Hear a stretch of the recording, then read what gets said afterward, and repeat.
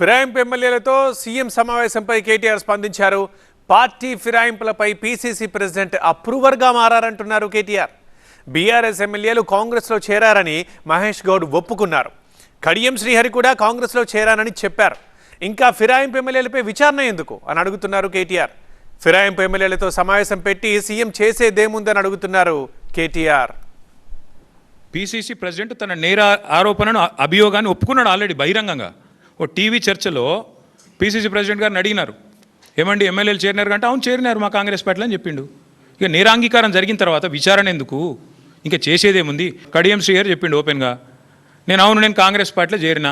అప్రూవర్గా మారిపోయిన తర్వాత పీసీసీ అధ్యక్షుడు, కాంగ్రెస్ పార్టీ అధ్యక్షుడు, ఇంకా విచారణ ఏముంది, ఇంకోటి ఏముంది చేయనికే? అందులో మళ్ళీ ముఖ్యమంత్రి గారు సమావేశం పెట్టుడు ఏముంది? అసలు నాకు అర్థం కాదు. ఏం సందేశం ఇస్తున్నారు? తెల్లారలేస్తే కాన్స్టిట్యూషన్ బుక్ పట్టుకొని తిరుగుతారు. ఇక్కడ మీ పీసీసీ ప్రెసిడెంట్ అప్రూవర్ అయిపోయిండు, మీ ఫిరాయించిన ఎమ్మెల్యేలు అప్రూవర్లు అయిపోయినరు. కొత్తగా ఏముంది పరిశోధించి విచారించి సాధించేది?